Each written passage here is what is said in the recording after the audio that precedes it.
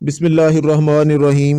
السلام علیکم۔ آج کی ویڈیو بہت ہی دلچسپ اور معلومات سے بھری ہوئی ہے، اس لیے اپنے قیمتی وقت سے تھوڑے سے منٹ آپ کی توجہ چاہیے۔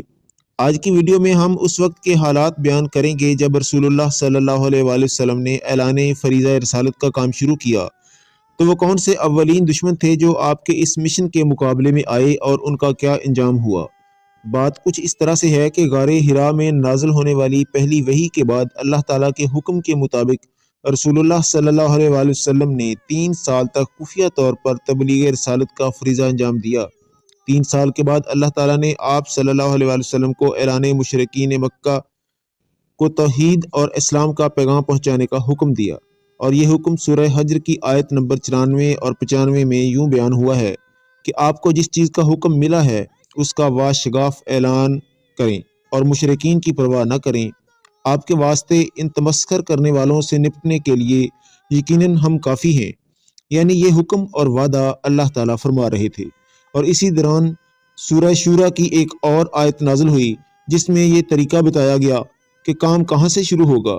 حکم ہوا، اے میرے حبیب، پہلے اپنے قریبی رشتہ داروں اور گھر والوں کو ڈراؤ، پہلے ان تک یہ پیغام پہنچاؤ اور اس کے بعد سارے مکے تک اس پیغام کو پہنچانا۔ چنانچہ تاریخ اسلام کا یہ وہ مشہور واقعہ پیش آیا جس کا نام ہے دعوت ذی العشیرہ۔ چنانچہ رسول اللہ صلی اللہ علیہ وآلہ وسلم نے حضرت علی رضی اللہ تعالیٰ عنہ کو بلایا اور کہا کہ خاندان کے تمام بزرگوں اور جوانوں کو جا کے دعوت دو، اور کل ہمیں دعوت کا انتظام کرنا ہے۔ حضرت علی علیہ السلام نے سوال کیا کہ دعوت کے لیے کیا سامان جمع کیا جائے؟ رسول اللہ صلی اللہ علیہ وسلم حکم دیتے ہیں، 1 ران بھیڑ یا بکری کی، 1 پیالہ دودھ اور 1 سات یعنی تقریباً 3 کلو گندم کی روٹیاں کل کی دعوت کے لیے تیار کرو۔ اور یہ دعوت حضرت ابو طالب کے گھر میں ہوئی۔ کچھ روایت کے مطابق یہ دعوت شیب ابی طالب میں تھی۔ اس دعوت میں خاندان بنو ہاشم کے 40 افراد شریک ہوئے اور کچھ عورتیں بھی تھیں۔ ان سب کو حضرت صلی اللہ علیہ وآلہ وسلم کا پیغام ملا۔ حضرت علی نے قاصد کے فرائض سر انجام دیے، ایک ایک گھر میں جاتے، یہ پیغام پہنچاتے، اور اگلے دن آیا وقت مقررہ پر سب لوگ جمع ہوئے، اور جیسے ہی ابو لہب کی نگاہ کھانے کے سامان پر پڑی تو پہلا اعتراض اس نے یہ کیا کہ کیا تم نے ہمیں دعوت کا نام دے کر یہاں بھوکا مارنے کے لیے بلایا ہے؟ یہ بکرے کی ایک ٹانگ تو ہم میں سے ہر ایک تنے تنہا کھا جاتا ہے، اور 40 آدمیوں کے لیے ایک ٹانگ، یہ کیسے ممکن ہے؟ رسول اللہ صلی اللہ علیہ وآلہ وسلم نے کہا کہ ذرا صبر کریں اور انتظار کریں، تھوڑی دیر گزرتی ہے۔ حضرت علی علیہ السلام نے بکرے کی ایک ران کے ساتھ سالن تیار کیا، سالن کا پیالہ، دودھ کا پیالہ اور 3 کلو گندم کی روٹیاں لا کر رکھ دیں۔ رسول اللہ صلی اللہ علیہ وسلم نے فوراً کہا، بسم اللہ کیجئے، اللہ کا نام لیجئے اور کھانا شروع کیجئے۔ ابو لہب کو خصوصاً اور باقی خاندان کے کچھ افراد کو یہ بات عمومی طور پر بہت ناگوار گزری کہ یہ کیا طریقہ ہے، یہ کون سا نام لیا گیا، نہ منات کا نہ بلکہ ہلکا، مگر کھانا سامنے آ چکا تھا، بھوک شدید تھی، اس لیے کسی نے زیادہ احتجاج نہ کیا اور کھانا شروع ہوا، مگر اس انداز سے کہ پیغمبر اسلام نے پورے کھانے پر ہاتھ رکھا اور پھر اپنے خاندان والوں کے لیے اس کھانے کو پیش کیا، اور بالخصوص ابو لہب سے کہا کہ پیٹ بھر کے کھانا ہے، کمی نہ رہنے پائے تمہارے کھانے میں۔ سب نے پیٹ بھر کے کھانا کھایا، اور اس کے بعد پیغمبر اسلام آگے بڑھے، اور آخر میں پیغمبر نے اس کھانے کو نوش فرمانا شروع کیا۔ ابو لہب یہ منظر دیکھتا رہا، انتہائی حیران ہو کے کہتا ہے کہ اے محمد، کیا تو نے کوئی جادو کر دیا کہ اتنا قلیل کھانا 40 آدمیوں نے پیٹ بھر کے کھایا، اور اس کے باوجود اتنا بچ گیا کہ تم بھی اسی کھانے کو استعمال کر رہے ہو؟ پھر پیغمبر اسلام کھانا ختم کر کے اس محفل کے برخاست ہونے کا اعلان کر دیتے ہیں۔ حیران و پریشان یہ لوگ چلے گئے، بلایا کیوں گیا تھا، واپس کیوں بھیجا جا رہا ہے؟ مگر جب حضرت علی علیہ السلام نے یہ سوال کیا تو پیغمبر اسلام نے جواب دیا، کیونکہ میرے بات سننے سے پہلے ہی اس نے جادو کا لفظ استعمال کر دیا تھا، اس لیے اب اس کے بعد رسالت کا پیغام پہنچانا مناسب نہ تھا۔ کل میں اس پر سبقت کروں گا، اس سے پہلے کہ وہ کوئی بات کہے میں اپنا پیغام پیش کروں گا۔ جاؤ علی، ایک مرتبہ پھر کل کے لیے سب کو دعوت دو۔ اگلے دن پھر یہ دعوت دی گئی۔ اگلے دن بھی معمول کے مطابق یہی 3 چیزیں لائی گئیں۔ ہر کوئی کہہ رہا تھا کہ پیغمبر اسلام نے کھانا سب کے سامنے پیش کیا ہے، سب نے کھانا کھایا۔ کل حیرت زیادہ تھی، آج حیرت کم ہوئی، اس لیے آج ابو لہب نے وہ جملہ نہیں دہرایا۔ کھانا ختم ہوا، اس سے پہلے کہ ابو لہب کچھ کہے نبی پاک صلی اللہ علیہ وآلہ وسلم اپنے مقام پر کھڑے ہوئے اور اعلان کیا کہ اے بنو ابو عبد المطلب، خاندان عبد المطلب سے تعلق رکھنے والوں، تم نے دیکھا کہ میں نے ابھی بنی اسرائیل کے نبی کا معجزہ تمہارے سامنے پیش کیا، جو حضرت عیسیٰ علیہ السلام کا ایک معجزہ تھا۔ کھانے والوں کا پیٹ بھر جاتا تھا، دسترخوان چھوٹا ہونے کے باوجود بڑا رہتا تھا۔ یہ معجزہ میں نے پیش کیا اس لیے کہ میں اللہ کی جانب سے تمہارے پاس ایک پیام کو لے کر آیا ہوں۔ پہلے یہ بتاؤ کہ کیا کبھی تم نے مجھے جھوٹ بولتا ہوا یا اپنے خلاف کوئی عمل کرتا ہوا پایا؟ سب نے کہا نہیں، ہم نے آپ کو ہمیشہ اپنے خاندان کا خیر خواہ اور ہمدرد پایا۔ نبی پاک صلی اللہ علیہ وآلہ وسلم نے کہا کہ بس میرا یہ پیام بھی اس لیے ہے کہ اگر تم نے اس پیام کو نہ مانا تو جہنم کی آگ سے تمہیں کوئی نہیں بچا سکتا، اگر اس پیام کو مان لیا تو دنیا اور آخرت میں تمہارے لیے نجات اور نعمتیں ہیں۔ اور پھر آپ صلی اللہ علیہ وآلہ وسلم نے کہا کہ یہ پیام جو میں لایا ہوں اس کا نام اسلام ہے، ایک اللہ کو مانو اور میری رسالت کا اقرار کرو، اور یہ بھی سنو کہ کوئی نبی ایسا نہیں آیا کہ جب اس نے اپنی رسالت کو پیش کیا ہو تو اس کے ساتھ اس کا کوئی وزیر نہ ہو، اور میں وزیر تم ہی سے منتخب کرنا چاہتا ہوں۔ آج تم میں سے جو میرا ساتھ دینے کی بات کرے گا وہ میرا وزیر ہوگا، میرے فرضوں کو ادا کرے گا اور میرے وعدوں کو پورا کرے گا، اسے مجھ سے وہی نسبت ہو جائے گی جو موسیٰ علیہ السلام سے ہارون علیہ السلام کو نسبت تھی۔ نبی پاک صلی اللہ علیہ وسلم کا کلام یہاں تک پہنچا۔ روایت یہ ہے کہ اس کلام کو سننے کے بعد ابو لہب تک بالکل خاموش رہے، سارا مجمع سر جھکائے بیٹھا ہے، فقط حضرت علی علیہ السلام اپنی جگہ پر کھڑے ہوئے۔ جس وقت پیغمبر اسلام کے پاس حضرت جبرائیل علیہ السلام غار حرا میں آئے تھے، حضرت علی کی عمر 9 یا 10 سال تھی۔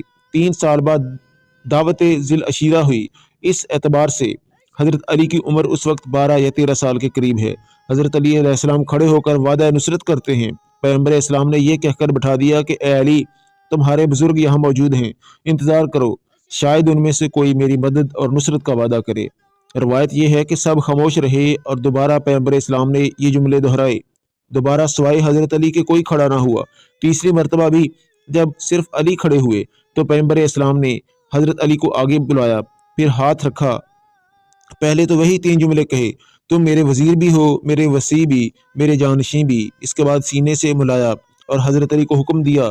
حضرت علی نے لعاب دہن مبارک کو پاس کیا اور رسول اللہ صلی اللہ علیہ وسلم نے اپنا لعاب دہن حضرت علی کے منہ میں ڈالا اور پھر ایک مرتبہ سینے سے لگا کر علیحدہ کیا۔ یہ منظر دیکھ کر ابو لہب اپنی جگہ کھڑا ہوا اور یہ کہتا ہوا چلا گیا کہ واہ محمد، تم نے اطاعت کا خوب صلہ دیا کہ تمہارا چھوٹا بھائی تمہاری اطاعت کرنے کی بات کر رہا ہے اور تم اس کے منہ میں تھوک رہے ہو۔ نبی پاک صلی اللہ علیہ وسلم نے جواب دیا کہ میں نے اپنا علم و فہم اور حکمت و دانش اسے منتقل کی ہے اور اب یہ میرے تمام علوم کا وارث بن گیا ہے۔ بس ابو لہب غصے کی حالت میں یہ کہتا ہوا چلا کہ اے ابو طالب، تم ہی کو مبارک ہو اپنے بیٹے کی اطاعت کرنا۔ ابو لہب کو جاتا دیکھ کر خاندان بنو ہاشم کے سارے افراد چلے گئے۔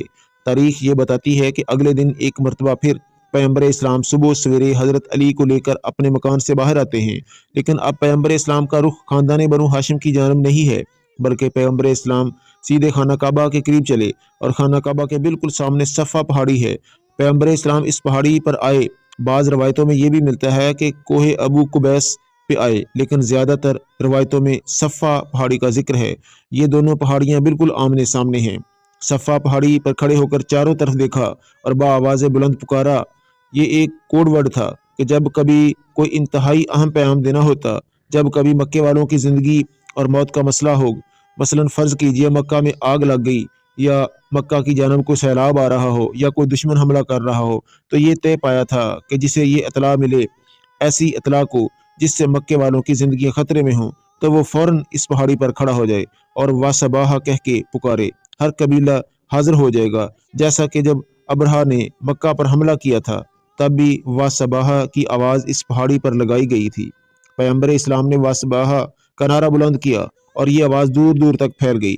پھر پیغمبر اسلام ایک ایک خاندان اور قبیلے کا نام بھی لیتے ہیں، یا بنی ہاشم، یا بنی مخزوم، یا بنی امیہ، اور ان دونوں اعلانات کو سن کر ہر قبیلہ پہنچ گیا۔ جو قبیلے والے نہ پہنچ سکے انہوں نے اپنا ایک ایک نمائندہ بھیجا کہ جاؤ سن کے آؤ کہ کیا بات ہو رہی ہے، یہاں تک کہ پورا مکہ یہاں جمع ہو گیا۔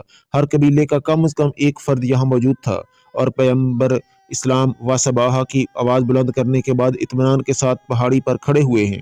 جب سب کے سب جمع ہو گئے اور کسی نے سوال کیا کہ اے محمد، ہمیں کس لیے بلایا ہے؟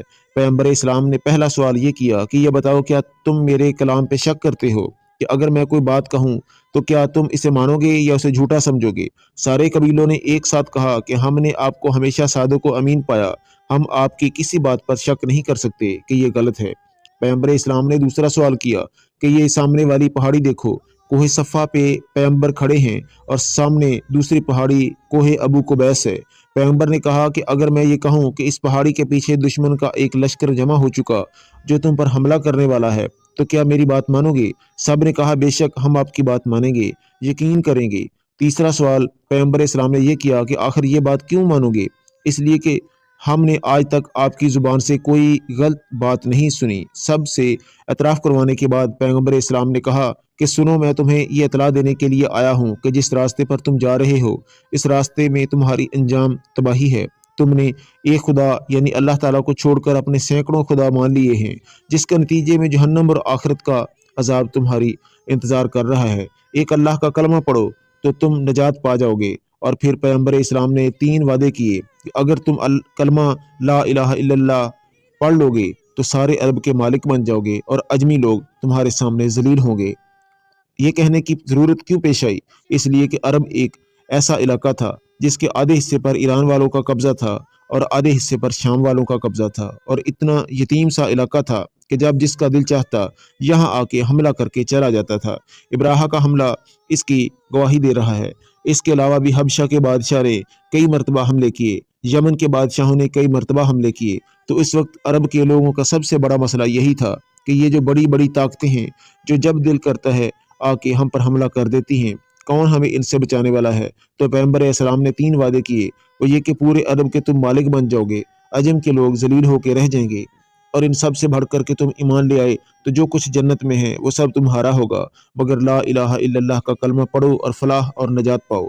जैसे ही पैगंबर इस्लाम का खुतबा ख़त्म हुआ तो अबू लहब बोला कि क्या तुमने इस फजूल बात के लिए मुअज़्ज़ल्लाह हमें जमा किया? अबू लहब ये जुमला कह के वापस चलता है। खुद पैगंबर इस्लाम के चचा ने जब ये बात कही तो सारे के सारे अरब भड़क उठे। लेकिन अब एक बात आ गई उनके जहनों में कि आज पूरा दिन उनके दरमियान यही मौजूद बहस रहा कि आखिर इस शख्स ने इतनी बड़ी बात कैसे कह दी, हमारे बुतों की तरदीद कैसे कर दी। और उधर मक्के वाले ये बातें कर रहे थे, इधर जिब्राईल अलैहिस्सलाम तब्बत यदा अबी लहब की आयत लेकर आ रहे हैं कि जब अबू लहब ने रसूलुल्लाह सल्लल्लाहु अलैहि वसल्लम के बारे में कहा कि परवरदिगार ने वही जुमले अबू लहब के बारे में इस्तेमाल किए हैं, हालात हलाकत में हो जाएं अबू लहब के दोनों हाथ और वो तबाह हो जाए। तारीख गवाह है कि कुरान का ये वादा पूरा हुआ और अबू लहब के हाथ टूटे।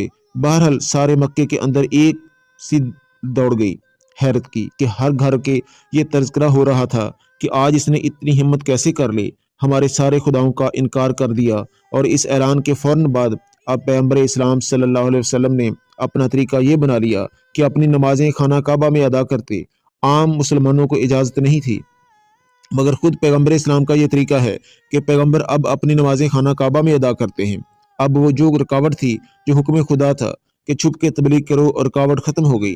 पैगंबर इस्लाम की नमाजें शुरू हो गई। सूरह अलक की छठी सी आखिरी आयत तक की आयत कोहे सफ़ा के इस ऐलान के बाद नाजिल हुई। जब पैगंबर इस्लाम ने मस्जिद हराम में नमाजें अदा करना शुरू कर दी तो सारे अरब ग़िज़ो गज़ब के आलम में आ गए, लेकिन खसूसी तौर पर अबू जहल का गुस्सा अपनी इंतहा पर पहुंच गया। अबू जहल वो आदमी था जो हमेशा ये फ़र्क रखता था कि आम अरबों से कि जो लिबास वो पहने उस दिन किसी अरब को इजाज़त नहीं थी, और वो लिबास पहन ले जिस सवारी पर वो सवार होकर किसी को इजाज़त नहीं थी कि उस सवारी से आगे अपनी सवारी को ले जाए, और जब वो हरम में दाखिल हो जाए तो किसी को इजाज़त नहीं थी कि उससे पहले अपनी इबादत कर ले। अबू जहल जो अपने जहन में अपना एक तसव्वुर बना के बैठा है, वो ये मंजर देख के इंतहाई गीज़ो गज़ब में आ गया कि पैगंबर इस्लाम मेरा कोई ख्याल नहीं करते। मैं काबे में दाखिल होता हूँ तो वो सजदे में पड़े होते हैं। आखिर एक दिन उसने पैगंबर इस्लाम को रास्ते में रोक लिया और कहा, ए मोहम्मद, आइंदा मैं तुम्हें ना देखूं इस तरीके से इबादत करते हुए। आइंदा अगर तुमने इस तरीके से इबादत की तो लातो मन्नात की कसम मैं वहीं पे तुम्हें सजा दूंगा। और पैगंबर इस्लाम, जिनका तरीका आमतौर पर ऐसा नहीं होता था, इतनी ही सख्ती से जवाब दिया कि ए अबू जहल, अगर तूने मेरी नमाज में दखल दिया और मुझे नमाज से रोका तो खुद देख लेना, उसके बाद तुम जिंदा वापस नहीं जा सकेगा। एक चैलेंज अबू जहल ने दिया और एक चैलेंज नबी करीम सल्लल्लाहु अलैहि वसल्लम ने दिया। ये वाकया बहुत से लोगों ने देखा था क्योंकि बाजार की बात थी। अगले दिन जब अबू जहल खाना काबा के करीब पहुंचा तो उसने देखा कि आज भी रसूलुल्लाह सल्लल्लाहु अलैहि वसल्लम उसी तरीके से नमाज पढ़ रहे हैं। वो लोग भी इस वक्त मौजूद थे जिनके सामने कल अबू जहल चैलेंज दे चुका था। चनाचे वो गुस्से की हालत में आगे बढ़ा और करीब से एक पत्थर उसने उठाया और ये कहता हुआ आगे बढ़ा कि इस पत्थर से मैं इसके सर को जख्मी करूंगा और अपना पाँव इसकी गर्दन पर रखकर इसकी गर्दन को तोड़ूंगा।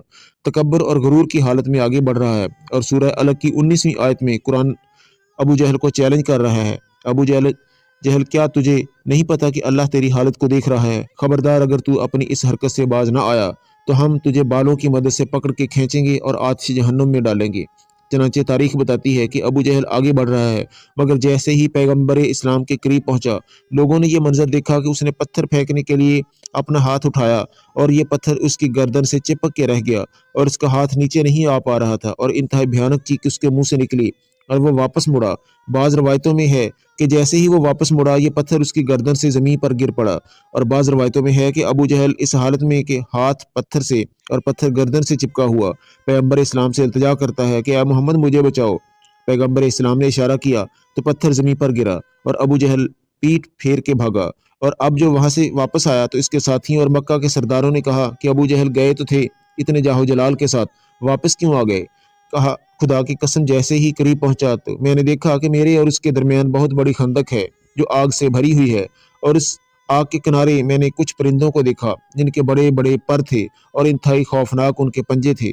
चनाचे मैं वहां से वापस आया और पैगंबर इस्लाम ने बाद में इरशाद फरमाया कि अगर ये अबू जहल एक कदम आगे बढ़ता तो मलाइका इसके जिस्म के टुकड़े टुकड़े कर देते। अगर हम थोड़ा अगले ज़माने में जाएं तो रवायत ये बताती है कि 2 हिजरी को जंग बदर जब अख्ताम को पहुंची तो अबू जहल का लाशा भी वहीं पड़ा हुआ था दूसरे लाशों के साथ। चनाचे उसका सर काटने से पहले बाज़ मुसलमानों ने आगे बढ़कर उसकी पेशानी के बाल पकड़े और बालों से घसीटते हुए से लेकर आगे बढ़े और गड़े में डाल दिया ताकि जहां मुशरिकीन के सारे लाशें डाले गए हैं। बाद में पैगंबर इस्लाम ने फिर इसके लाशे को मंगवा के इसका सर कटवाया तो खुद खुद ब खुद कुरान की वो पेशीन गोई दुनिया की हद तक सही साबित हुई कि अगर ये अपनी हरकत से नहीं रुकता तो हम इसको पेशानी से पकड़ कर घसीटेंगे।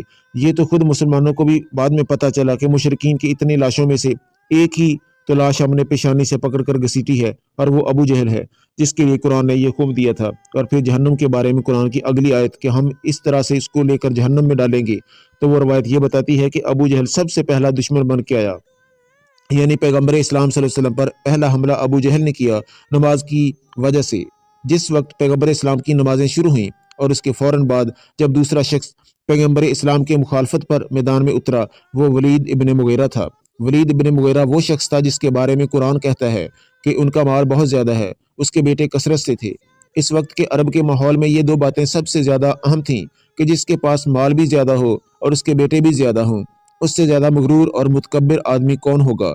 तो पैगंबर इस्लाम ने ज़िल अशीरा की दावत की, कोह सफ़ा पर ऐलान किया। उसके फ़ौरन बाद मस्जिद हराम में पहला हमला अबू जहल की तरफ से हुआ और फिर दूसरी मुखालफत वलीद इब्न मुगीरा की जन्म से हुई। ये वलीद इब्न मुगीरा अबू जहल का साथी बनकर पैगंबर इस्लाम के खिलाफ मैदान में उतरता है और इसी के बारे में कुरान करीम की वो आयतें नाज़िल हुईं जब सूरह कलम की आयतें हैं, ए रसूल खबरदार इसकी बातों में ना आना जो बहुत ज़्यादा कसम खाने वाला है, इंतहाई जलील आदमी है।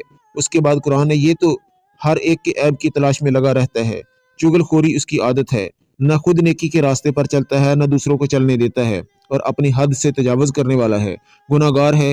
ये इंतहाई सख्त मजाज है और इन सब के बाद ये बद असल है, हलाल की औलाद नहीं है। ये 9 सिफतें वलीद की बताईं। उसके बाद कुरान ने कहा कि इसके पास दौलत और बेटे बहुत ज़्यादा हैं, इसलिए जब इसके सामने हमारी आयतें पढ़ी जाती हैं तो ये कहता है कि ये क्या हमारे सामने पढ़ना शुरू कर दिया है, ये तो पुराने लोगों के किस्से और कहानियाँ हैं और उसका हकीकत से कोई ताल्लुक नहीं।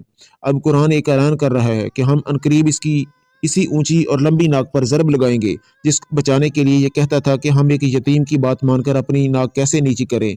ये ऊंची नाक का हवाला दे रहा है, हम इसकी नाक के ऊपर ज़रब लगाएंगे।